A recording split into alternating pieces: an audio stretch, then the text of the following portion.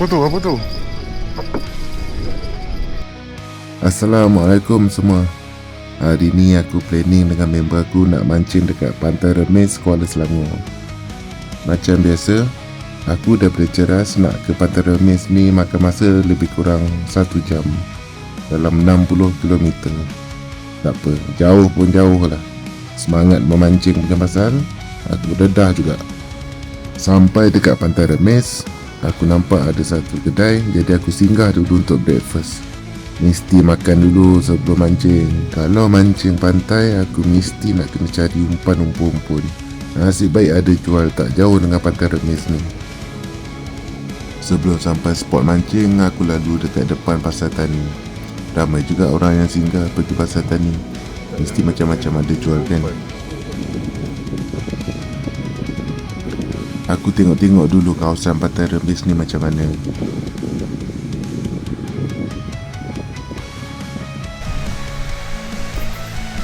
Jadi sesiapa yang nak mancing dekat Pantai Remis memang tak boleh kalau mancing waktu air surut. Nak mancing memang waktu air pasang je. Tuan tu ada pulau.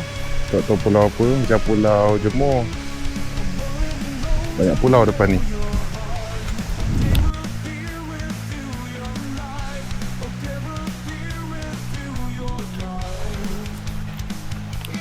Aku dapatlah juga seekor anak bukang. Jadilah. Ni aku belanja sikit pemandangan Pantai Remis. Kau tengok. Bila air surut, bapak jauh ke tengah. Kalau pakai joran 14 kaki pun memang tak boleh. Kalau nak mancing dekat sini, kena tunggu waktu air pasang. Jadi aku nak tanyalah kepada otai-otai yang selalu mancing dekat Pantai Remis ni. Ada tak pot kalau nak mancing guna joran bawah 7 kaki? Tolong komen dekat bawah sekejap. Daripada Pantai Remis aku terus shoot datang sini. Dekat sini kau tahulah, aku tak payah cakap lah dekat mana.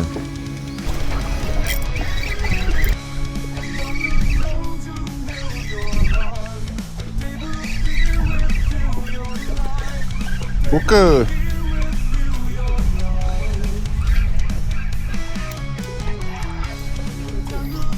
Buka ni. Lama boleh tahan. Saiz. Buka. Cantik.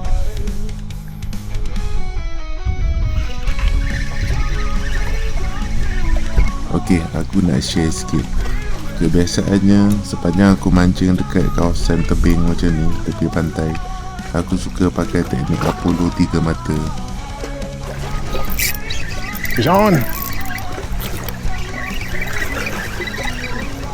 Oh ni saiz.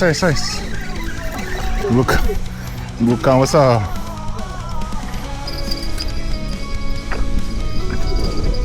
Ada kan?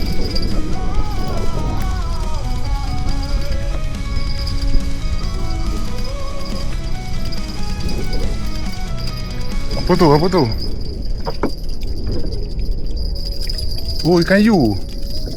Oh, ini special lah. Ini rare lah. You. Spesies baru. Tengok geng, ikan apa aku dapat. Bukan aku dapat, member aku. Ikan yu kedua. Baby.